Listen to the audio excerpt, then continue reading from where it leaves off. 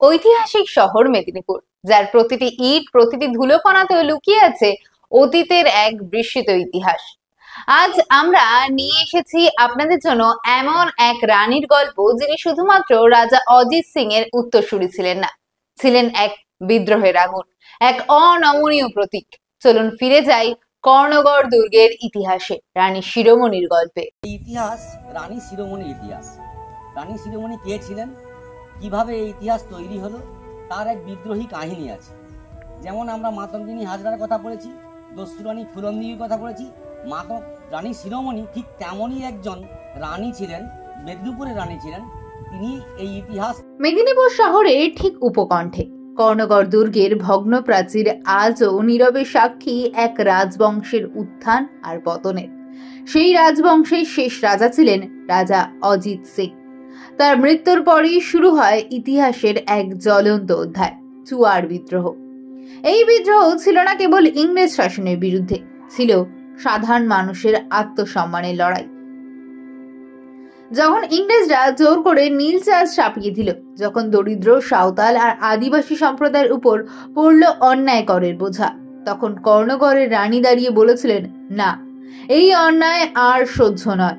তিনি সংগঠিত করলেন বিদ্রোহীদের, নেতৃত্ব দিলেন চুয়ার বিদ্রোহে। রানী শিরোমণি, এনার নাম আমরা সকলেই জানি। সকলে কিভাবে জানি? আমরা প্রত্যেকেই ছোটবেলায় আমরা ইতিহাসের বই থেকে জানতে পেরেছি চুয়ার বিদ্রোহের অন্যতম নেত্রী রানী শিরোমণি, যিনি ব্রিটিশ রাজত্বের অবসানের জন্য এখানের এসটি সম্প্রদায়ের মানুষকে সঙ্গে নিয়ে যে আন্দোলন সংগঠিত করেছিলেন, সেই ইতিহাস প্রসিদ্ধ একটি জায়গা হচ্ছে এই কর্ণগড় রানী শিরোমণির গড়। এই গড় মূলত চতুর্দিকটা পরিখা বা খাল দ্বারা পরিবেষ্টিত। এই খাল নির্মাণের একটা মূল প্রধান কারণ হচ্ছে যাতে বহিঃশত্রু বা ব্রিটিশদের আক্রমণ থেকে রক্ষা করা যায় এখানকার এলাকাবাসী বা গ্রামবাসী। আর এখন আমরা যেটা দেখতে পাচ্ছি, আমার পেছনে যে স্থাপত্য রয়েছে বা আমার আশেপাশে যে স্থাপত্য রয়েছে, পশ্চিমবঙ্গ সরকারের পুরাতত্ত্ব বিভাগ বা হেরিটেজ ডিপার্টমেন্ট থেকে এর খনন কার্য বা এই ইতিহাস কি রয়েছে তা জানার একটা বড় প্রচেষ্টা চলছে। এখন বর্তমানে আমাদের এই হেরিটেজ বিভাগ বা আমাদের রাজ্য সরকার এর সৌজন্যে 2.5 কোটি টাকা খরচে এই কাজ চলছে। ইংরেজদের চোখে তিনি হয়ে উঠলেন এক আতঙ্কের নাম, রানী শিরোমণি। মুঘলরা যখন বাংলা, বিহার, উড়িষ্যা দখলের স্বপ্ন দেখেছিল, তখনও তিনি নিজের সাম্রাজ্য রক্ষা করেছেন অদম্য সাহসে। তার শাসনকাল 1757 থেকে 1812 পর্যন্ত ছিল ন্যায়, সাহস আর স্বাভিমানের এক অমর অধ্যায় রয়েছে। তার জানা অজানার বিভিন্ন রহস্য আপনারা এলেই বুঝতে পারবেন। ইতিহাস সমৃদ্ধ ভারতের এই ব্রিটিশ শাসনের অবসানের জন্য যে লড়াই, তার কি কর্ণগড়ের অবদান রয়েছে এবং রানী শিরোমণির কি অবদান রয়েছে, সেটা আপনারা এখানে এলেই দেখতে পাবেন। বিভিন্ন পুরাতত্ত্ব বিভাগের কাজকর্ম দেখতে পাবেন। কোথাও একটা মন্দিরের ধাঁচে পাথর দিয়ে তৈরি বিল্ডিং, কোথাও দেখতে পাবেন দুর্গের আকারে বিল্ডিং, কোথাও দেখবেন ছোটোখাটো ভগ্নপ্রায় কিছু পাথরের টুকরো পড়ে রয়েছে। এখানে অনেক কিছু রয়েছে। এই জায়গাটা এই জায়গাটা দিয়েই শুরু হয়েছিল চুয়ার বিদ্রোহ বা আমাদের সেই ঐতিহাসিক রানী শিরোমণির বিদ্রোহ, ব্রিটিশ শাসনের অবসানের পথে যেটা এগিয়েছে। কিন্তু ইংরেজরা, যারা ভয় পায় নারীর সেই শক্তিকে, তারা বন্দি করে রাখে রানী শিরোমণিকে 13 বছরের জন্য অন্ধকার কারাগারে।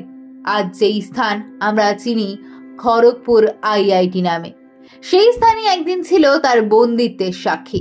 তবু ইতিহাস বলে, রানীর শরীর হয়তো বন্দী ছিল, কিন্তু তার আত্মা আজও মুক্ত। আজও কর্ণগড়ের হাওয়ায় ভেসে আসে সেই শপথ, অন্যায়ের বিরুদ্ধে শেষ নিঃশ্বাস পর্যন্ত লড়বো। এটা অনেকটাই ফুটে উঠেছে। আমরা আবারও আপনাদের মাধ্যমে সরকারের কাছে বা পুরাতত্ত্ব বিভাগের কাছে আবেদন জানাচ্ছি, এটার প্রতি আরও আপনাদের দৃষ্টি আকর্ষণ বাড়ান, যাতে পর্যটন কেন্দ্র হিসাবে এটা গড়ে ওঠে এবং আমাদের এলাকার অর্থনৈতিক পরিবেশ আরও বিরাট আকার ধারণ করে।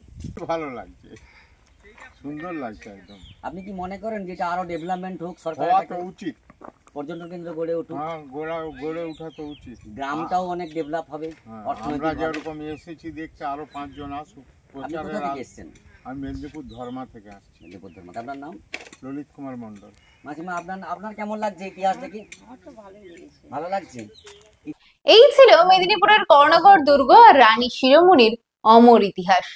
একজন নারী, যিনি ইংরেজদের শাসনের বিরুদ্ধে প্রথম দিককার বিদ্রোহের মুখ হয়ে উঠেছিলেন। ইতিহাস শুধু বইয়ে নয়, ছড়িয়ে আছে আমাদের মাটির প্রতিটি কণায়। তাই আজও কর্ণগড়ের বাতাস বলে যায়, রানী শিরোমণি তুমি অমর।